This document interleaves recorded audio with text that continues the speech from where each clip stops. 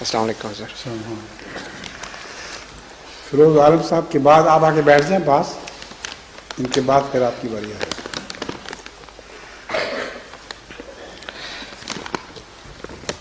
حضور بنگلہ دیش سے سوال ہے, 2 سوالات ہیں بلکہ بنگلہ دیش سے.